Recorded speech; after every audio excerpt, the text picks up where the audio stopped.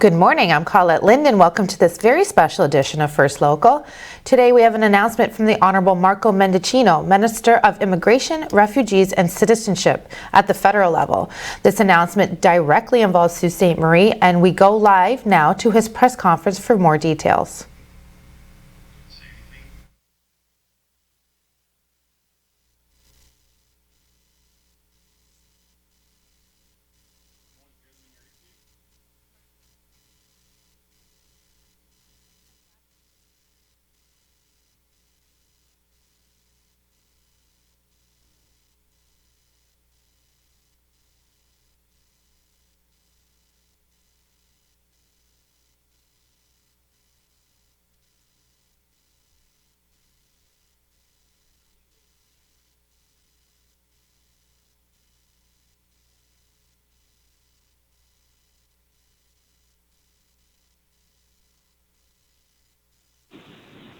Hi there.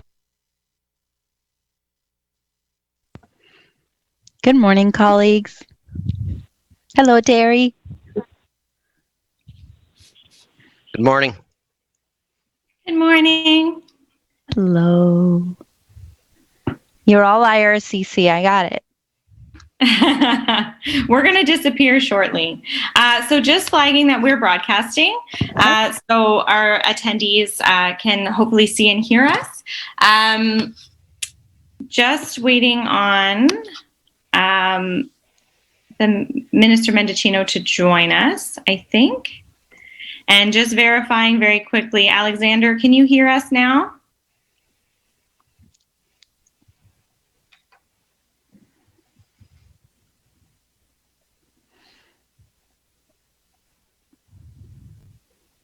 Alexander?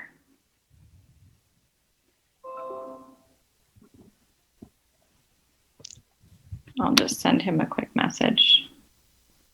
Heads up, I've got an unstable connection this morning too, so. Yeah, I think there's a little bit of that going around, but hopefully we'll be able to make this work.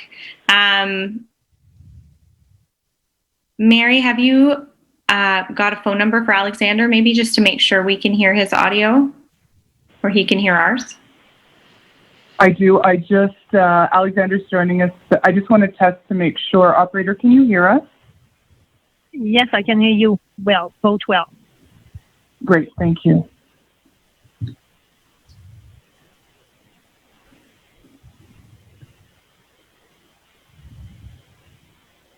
Jess, he's joining us as a panelist, correct? Alex? Can you hear me? Alex, you're on mute.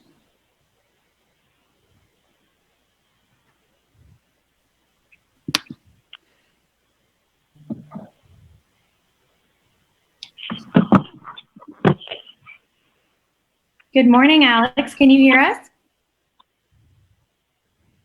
Okay, we can't hear your sound. You're muted. Can you hear me?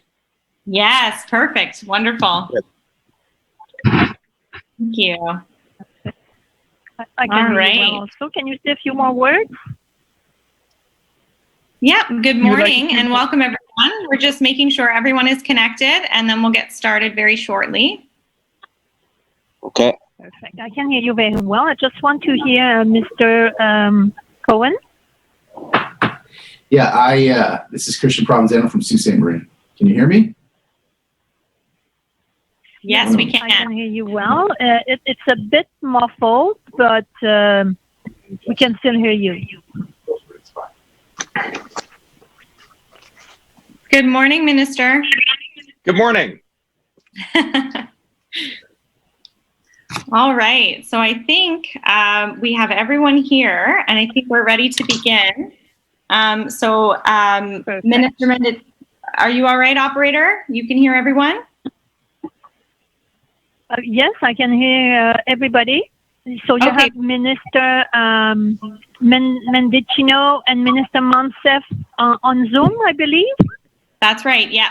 We're ready to get started. Perfect. Okay. Perfect. So I will transfer your line with the participants. You will hear music briefly, As soon as I remove the music, that will be your cue to begin. So please stand by. Perfect. Thank you. This conference is being recorded.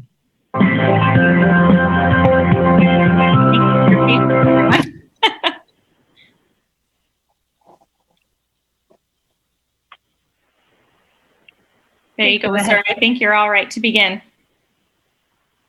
Well, thank you very much, and good morning, everyone. Bonjour tout le monde. I want to thank my colleague and my good friend, Minister Monsef, for joining us, as well as my other colleagues and good friends, MP Terry Sheehan and Mayor Provenzano. Thank you so much for joining us this morning, as well as our special guests, Alexander and Brilla, from who you will be hearing a little bit later. I also want to begin by acknowledging that I'm joining you virtually from the unceded territories of the Mississaugas of the Credit. Look, this is a great day, and it's nice to be joining you as we approach the holiday season. I hope you are all staying very safe and healthy. This has been a period of great change and unprecedented challenge. One thing that hasn't changed, though, is that immigration is essential to Canada's future. And nowhere is that more evident than in our small cities and rural regions. For over 100 years, waves of immigrants have helped to build small towns across our country, from Ukrainians on the prairies to Italians in Northern Ontario to Icelanders in Manitoba. And now, as we spur a new era of growth through immigration, we're redoubling our efforts to help newcomers settle in our small cities and towns to ensure they can benefit as well. Over the past months, I've heard from countless mayors and business people and leaders and other organizations on just how important immigration is for their growth. L'immigration est également essentielle pour la croissance des nombreuses collectivités rurales du Canada. C'est pourquoi nous avons lancé le tout premier programme pilote d'immigration dans les communautés rurales et du nord du Canada. That's exactly why we launched the Rural and Northern Immigration Pilot. The program helps immigrants start new lives while helping to communities foster new growth. Put simply, immigration creates jobs. 1 in 3 businesses with employees are owned by newcomers, supporting thousands of jobs in communities across the country. We want to create more of those jobs under the Rural and Northern Pilot and in those communities which will benefit from the Rural and Northern Pilot. Under this initiative, communities recommend candidates who meet their unique needs. Those who qualify may then apply for permanent residence. And that's what brings us here today. It gives me great pride to welcome Canada's first 2 permanent residents under the program, Alexander Nangpunkin Likulasua and Brilla Mercy Kunjumon. In this era of upheaval, we want to ensure that candidates aren't penalized for short breaks in their employment history. While candidates previously have had to accumulate work experience over a continuous period, now they can do so over the course of 3 years. This policy will also apply retroactively. It's especially important right now, given the interruptions and layoffs caused by the pandemic. I know that the community in the Sault has long been a meeting place of different cultures and peoples, and I'm thrilled to see the success it has had with our program. These exchanges will encourage more newcomers like Alexander and Brilla to settle in places like the Sault and other communities across Canada. Immigration is vital to both our short-term economic recovery and our long-term prosperity, and we'll keep doing what it takes so that all our small cities and towns can grow and thrive. L'immigration parle de nous venons, de qui nous sommes, et de que nous espérons devenir. We're choosing to be open and vibrant and prosperous, and I'm very much looking forward to the results in Sault Ste. Marie and right across our country. And before I do that, let me just say as well that I've had the great opportunity to work with Minister Monsef on this initiative, who's been a tireless advocate in ensuring that we leverage opportunities through immigration in our rural and northern parts of Canada. And I know that without her, we would not have been able to make this announcement today. And I also want to give a shout out to my friend Mayor Provenzano and MPT Terry Sheehan. I'm looking forward to coming back and playing a little bit of bocce with both of you again very soon. So with that, I will turn it over to Minister Monsef. Merci. Thank you very much, Minister. Good morning, colleagues. Bonjour, Anin, salam alaikum. I join you from my basement in Peterborough, Ontario, and Mississauga territory, the only place that I've ever felt safe in, the only place that I've truly ever belonged in. And that's a testament to the community that welcomed my family and I with open arms. I would like to say hello to His Worship, to our wonderful colleague Terry, and of course, thank Alexander and Rilla for sharing their time and their story with us. Minister, this is a really important announcement for rural communities. You've been working on this since your first day on the job, and I can attest to that. Rural communities and rural leadership have been really clear with our government. They've told us that internet access and the need for connections are vital. So we're investing in the Universal Broadband Fund, the single largest investment in connectivity in our history. They've told us that they own the majority of their infrastructure, so we have a separate stream in our infrastructure fund to support smaller communities and to reduce the threshold at which they need to contribute to the program. They asked us for a rural lens to apply to our decisions, including COVID, so that the government of Canada was in line with their realities. We listened, and they asked for a skilled workforce. They told us, you told us, that immigration is key to your success, and we absolutely listened. Today's announcement is just one more way that our government is stepping up to support rural communities. When rural economies thrive, all of Canada benefits. We recognize that COVID has been difficult, but we've seen the strength and the resilience of small communities. We've seen all the ways you've come together, particularly to support your small businesses, to support your charitable sector.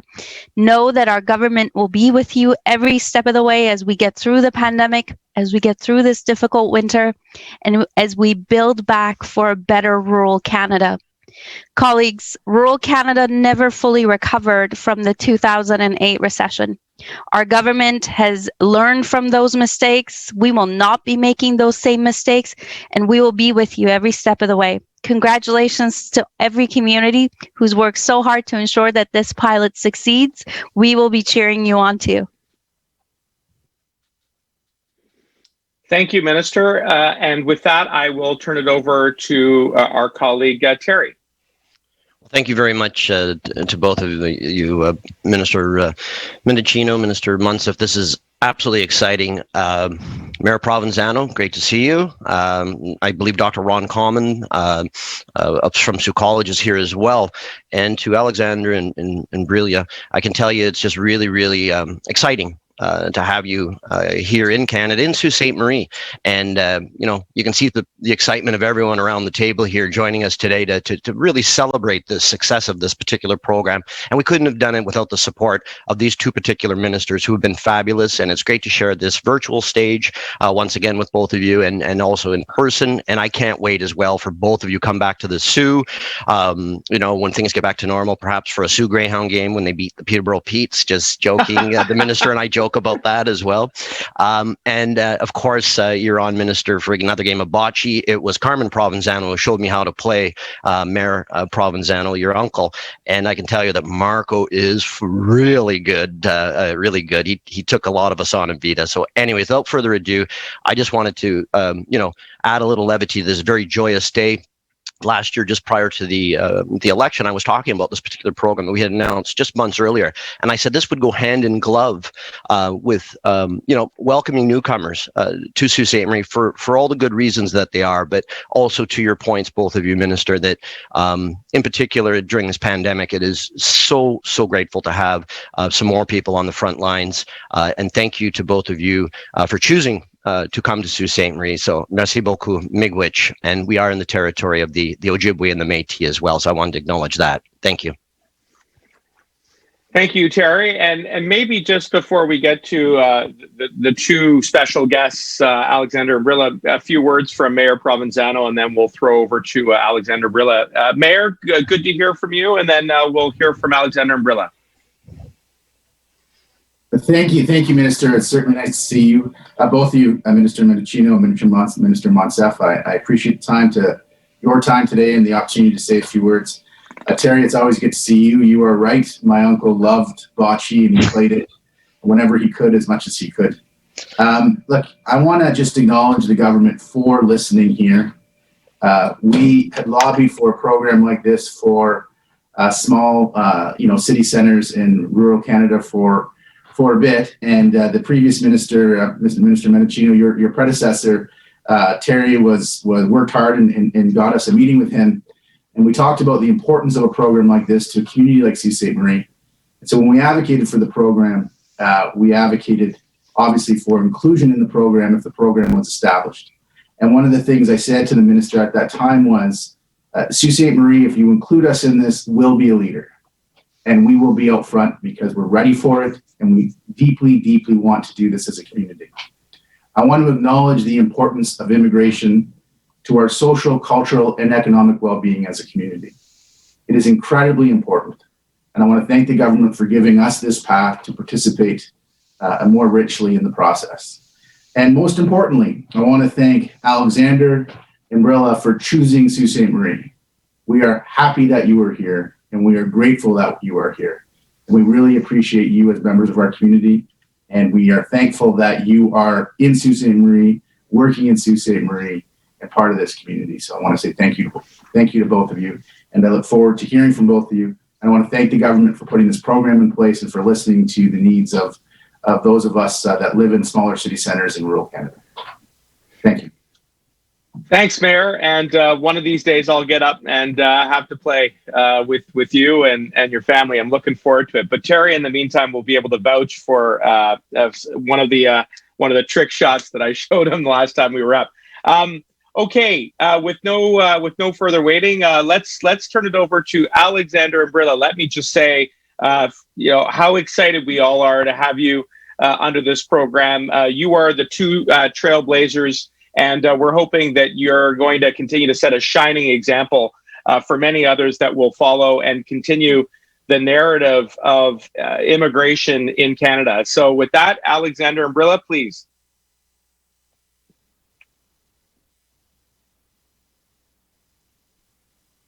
Thank you, Minister Mendicino and Minister Monsef, for giving me an opportunity to tell my experience of receiving first of all, I would like to take this opportunity to thank all labor force development Brilla, before you go on, could you just come a little bit closer to your device so that way we can hear you? It's a little bit choppy. Thank you so much, and sorry to interrupt. It's just one of the hallmarks of living in a Zoom world. But thank you. Are you able to hear me? That's much better. Thank you. So, thank you, Minister Mendicino, and thank you, Minister Monsef, for giving me this opportunity to tell my experience of rural and first of all, I would like to take this opportunity. All sales labor force for their appropriate guidance, timely support with respect to all of our paperwork and valuable time industry to our calls and to our emails to achieving our dream to become permanent resident of Canada with my husband Johnny and son Johan. I'm very happy to be part of Canada's first two successful applicants to receive permanent residency through the Rural and Urban Immigration Pilot Program. I'm excited and hopeful that this program will help more applicants to receive their permanent residency in Canada through these communities. I studied in Sault College. I had a good personal relationship with the people in this community, and I was able to participate in different services in Sault Ste. Marie. People in this community are very nice and quiet and helpful. So I'm very happy that I came to Sault Ste. Marie. So we got the permanent residency as a whole family.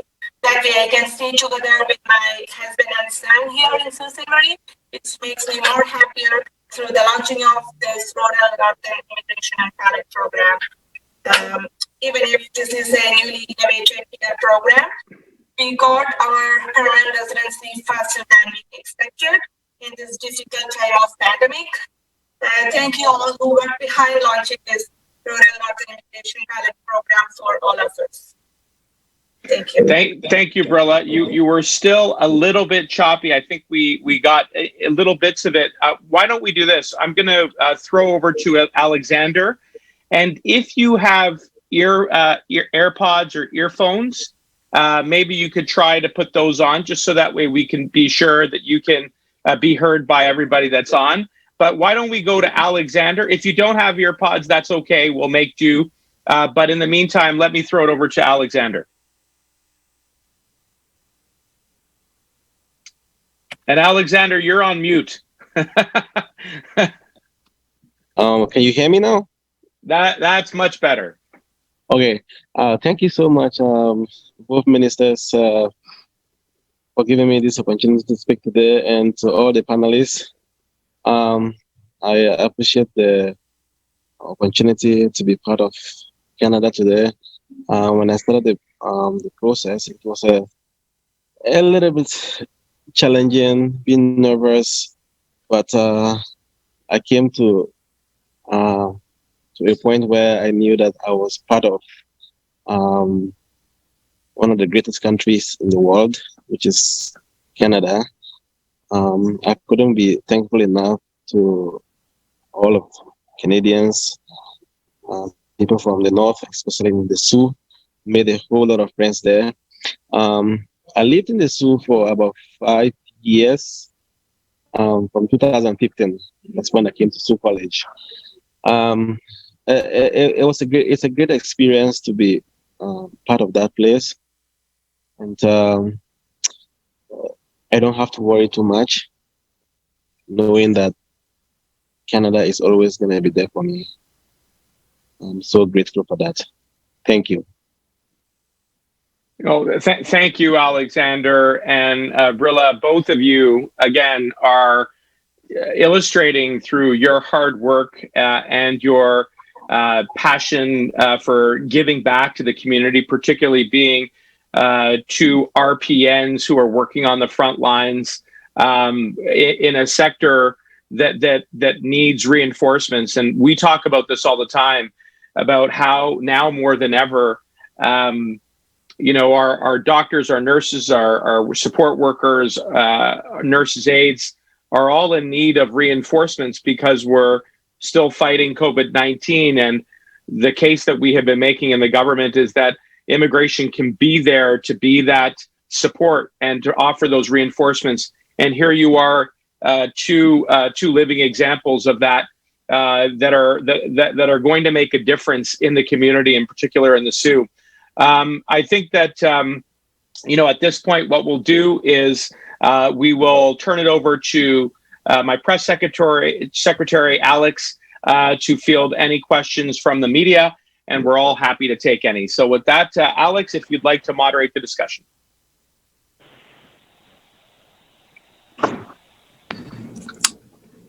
Thank you, Minister. I will now begin the media Q&A press conference portion of the event. I understand there are several members of the media joining us.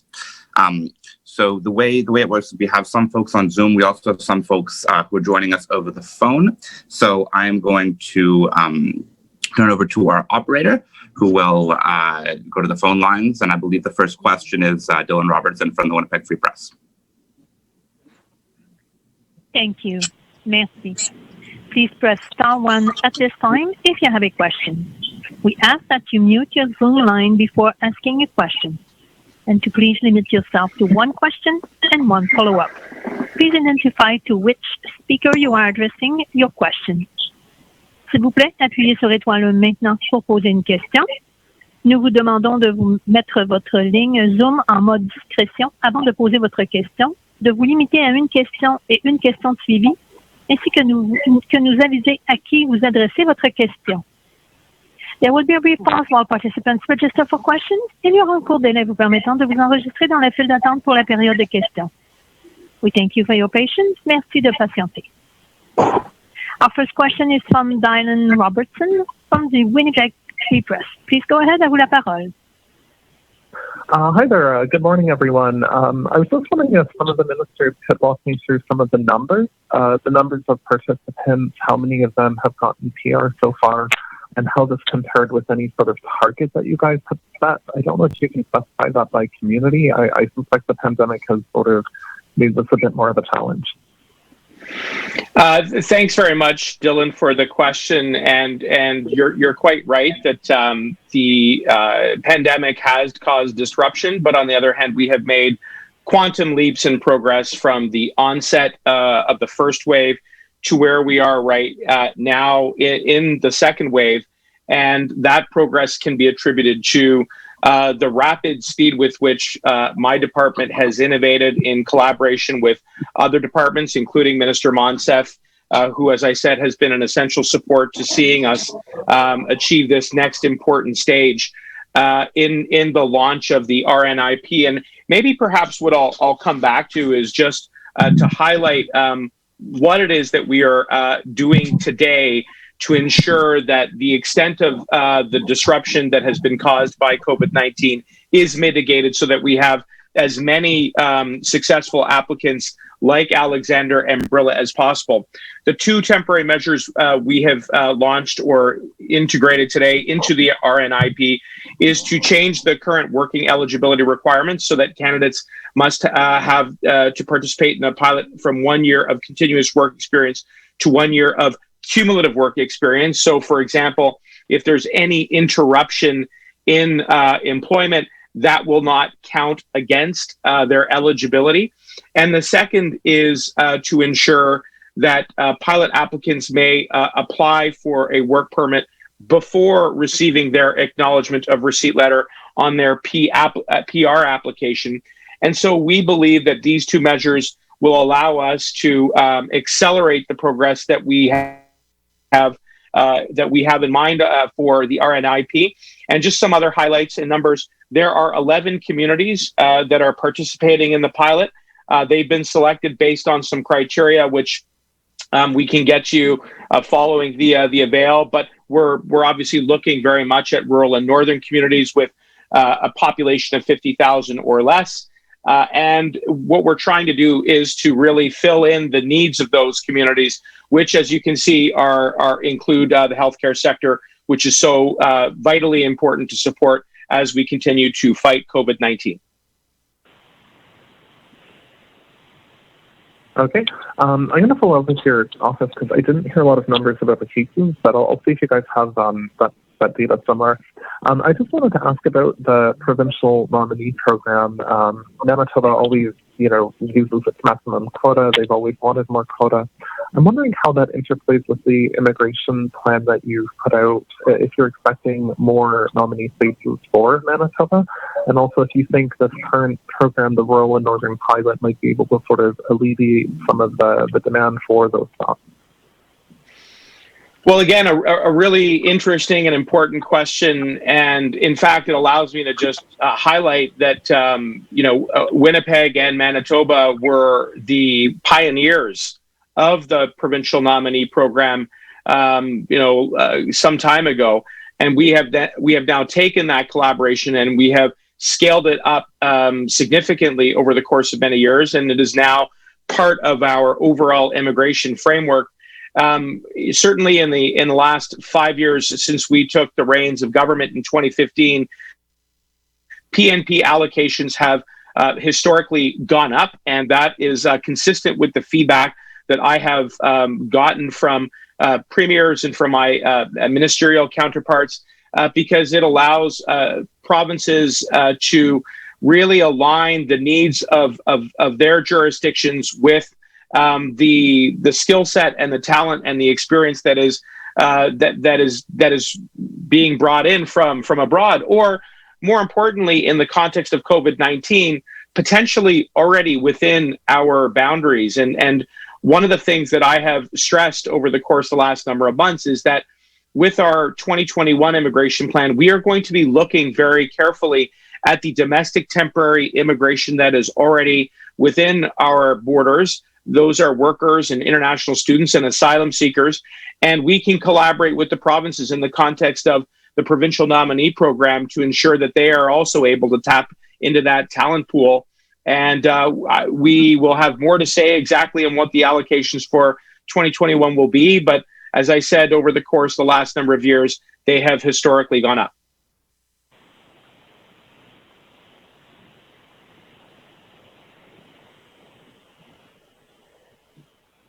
Thank you. Merci. Our following question is from Christian Davino from CTV News. Please go ahead. À vous la parole. Hi there. It's my question for Minister Mendicino. Just wondering, what is the process currently like, particularly in Northern Ontario, the rest of the cities taking part in this, being Sudbury, let's say, in Timmins? I'm sorry. Could you please repeat? It was just a little bit choppy coming through. Do I sound a bit better now? A little bit better, yeah. If you could just say it slowly and as clearly as you can, and then happy to take the question. Sure. Just wondering what the process currently right now is like for Sudbury, North Bay, and Timmins, the rest of the cities involved within Northern Ontario. Are any applicants already in the city? Have they been approved? I heard you that time, and thanks very much for taking the time to repeat it. My department is working very closely with all 11 of the cities who have been approved to participate in this program. And just to highlight those cities, they are North Bay, Sudbury, Timmins, Sault Ste. Marie, and Thunder Bay, all in Ontario, Brandon, Manitoba, Altona in Manitoba, Moose Jaw, Saskatchewan, Claresholm, Alberta, Vernon, BC, and West Kootenay in BC. The collaboration that you're seeing today has led to our two principal applicants being approved. And I know that the next stages of the rural and northern immigration pilot are being rolled out.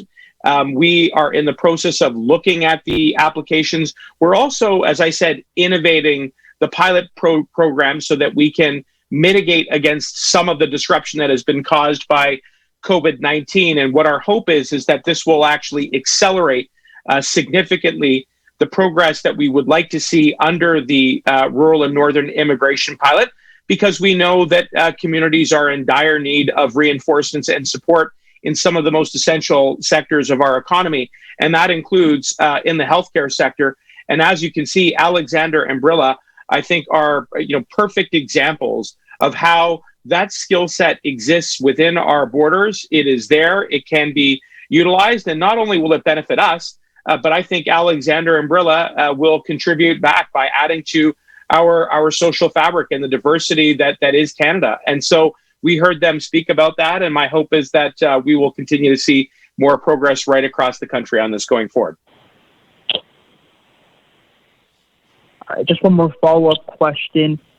In your conversations with several of the participating cities, what was that feedback like in sort of belting these changes now? Is this something that they deemed to be necessary in order to approve more of these candidates in the long run?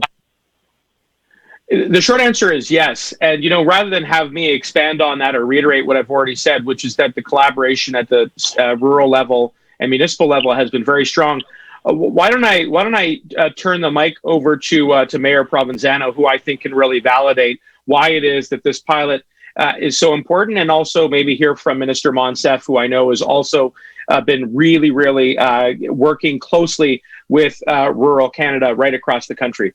So Mayor Provenzano, Minister Monsef, if you'd like to add. Sure, appreciate the opportunity to speak to that, Minister. Back in 2015-16, Sault Ste. Marie underwent a large-scale kind of community assessment of where we were as a community and what we needed to do to move forward and become really a vibrant, active, inclusive, growing community. There are a lot of struggles with demographics across Ontario, but those are really acute in Northern Ontario, and you see those challenges specifically in Northern Ontario. And just in Sault Ste. Marie, for instance, I think our average population is close to 46 years old, whereas the average in the province of Ontario is roughly 41 years old.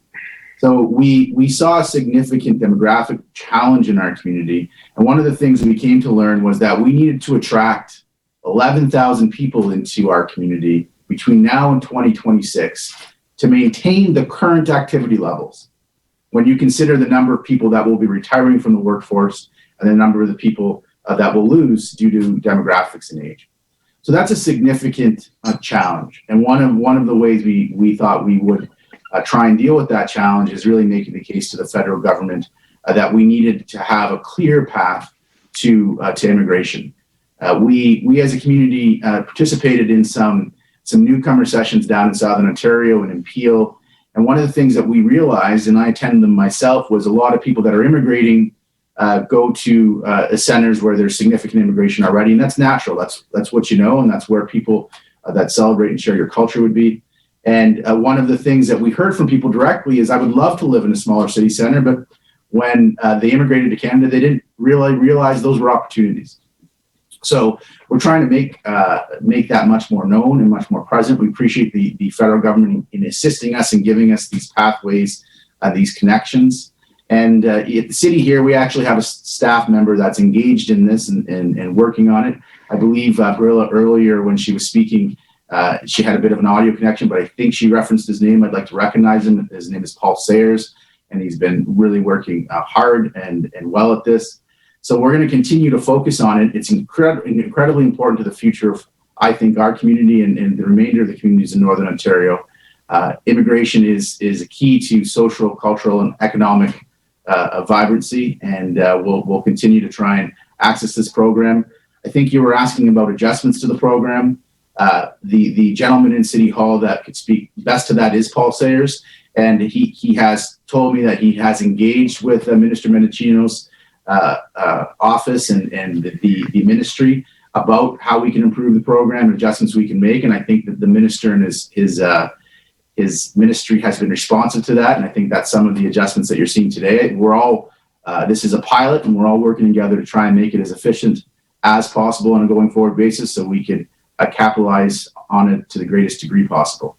And I think that the teams are working well together, and I think these improvements are a result of it. Thanks, Mayor. Minister?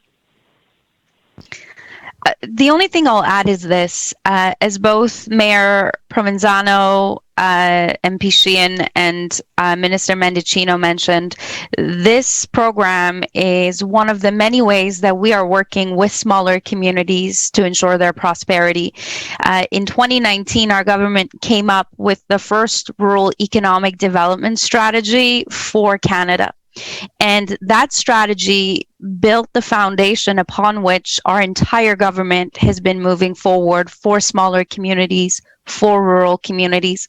One of the messages that came through loud and clear, as you heard Mayor Provenzano mention today, was that there is the economic prosperity and the social and cultural diversity of rural and smaller communities is dependent on ongoing immigration.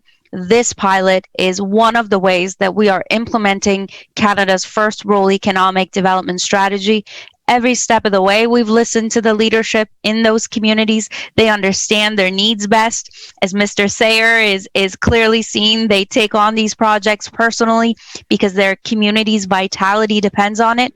And we're going to continue to listen to them to make sure that we get this one right, but also continue to build on rural communities and smaller community strength. When they grow, when they thrive, the rest of Canada is more competitive. Thank you, Minister. Alex, back to you.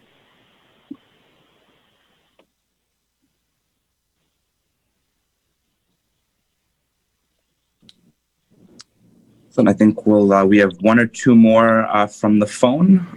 Operator, I believe the next one is Radio Canada. Yes, certainly. So we do have a question from Alice Nanetta from Radio Canada. Please go ahead, à vous la parole. Bonjour, j'espère que vous m'entendez. Hello? Oui, nous pouvons Yes, okay. attendre, oui. Okay.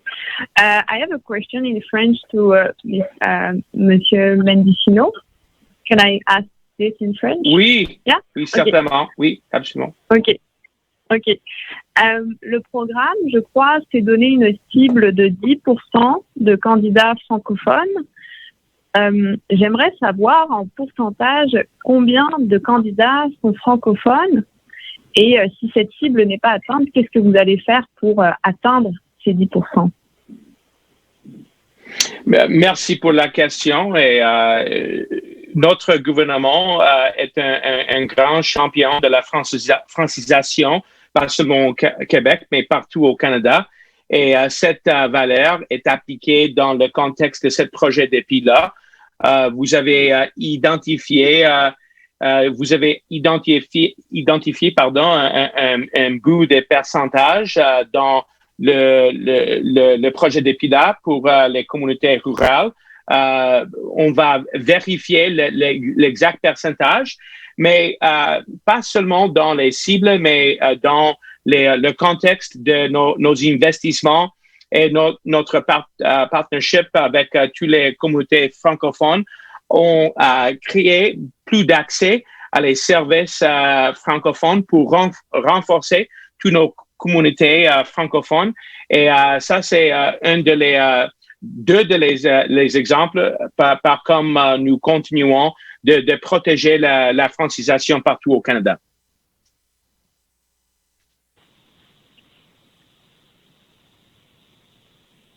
Merci. Juste pour être sûr, donc vous ne savez pas pour le moment, vous n'avez pas les chiffres en tête de savoir combien de candidats francophones vous visez. Si je comprends bien, vous allez me revenir. Merci pour la question. On va regarder le progrès sur ce projet d'EPI-là très, très proche. Nous avons fait des efforts spéciaux pour attirer les immigrants francophones dans le système d'entrée express, où il y a plus de points pour les immigrants francophones. Et avec cette initiative et avec des autres initiatives, nous continuons de contribuer à la franco-immigration partout au Canada.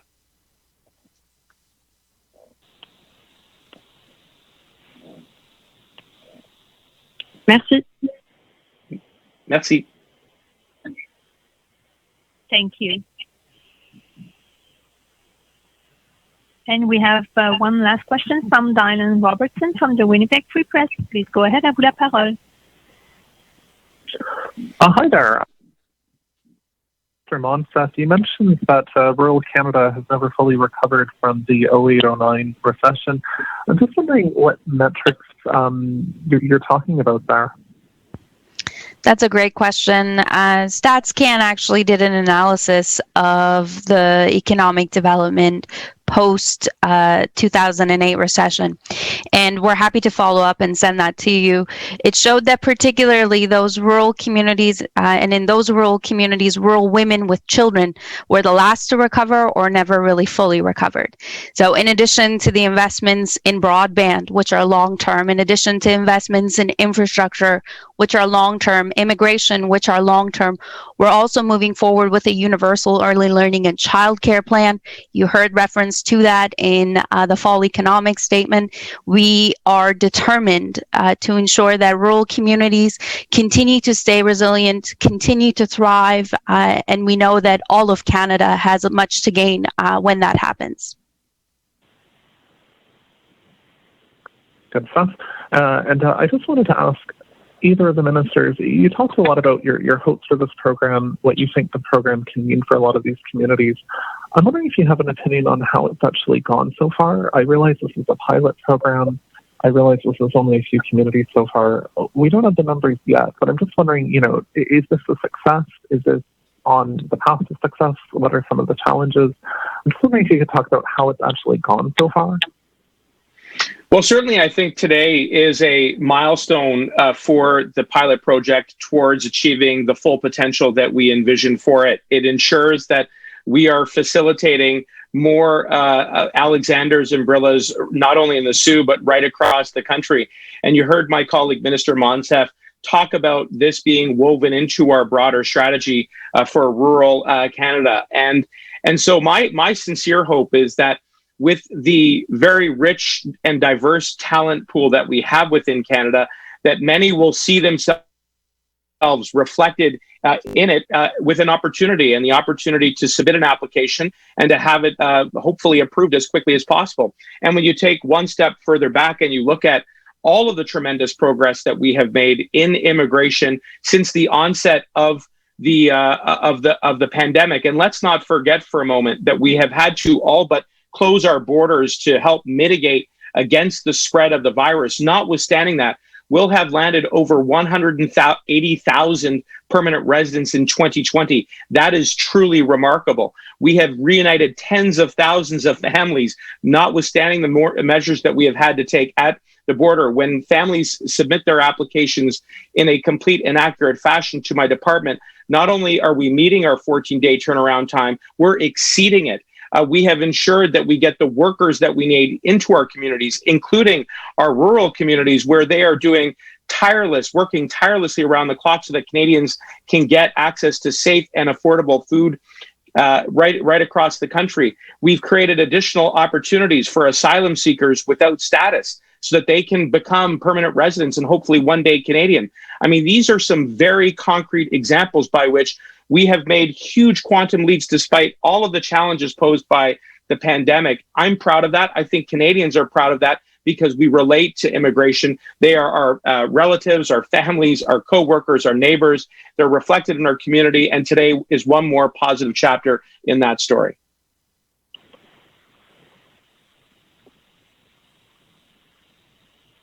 Thank you. We have no further questions registered at this time. Nous n'avons plus de questions pour le moment. Back to you, Mr. Cohen.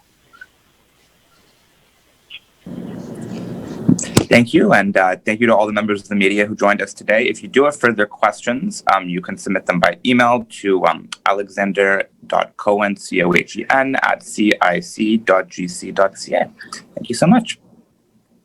Thank you, everybody, for participating. In particular to Alexander and Brilla, I want to congratulate you and wish you the very best on your journey. And to all of my friends and colleagues, thanks, guys. Really good to see you. All the best over the holidays. Merci. Bye, everybody. Thank you. Take care, everybody.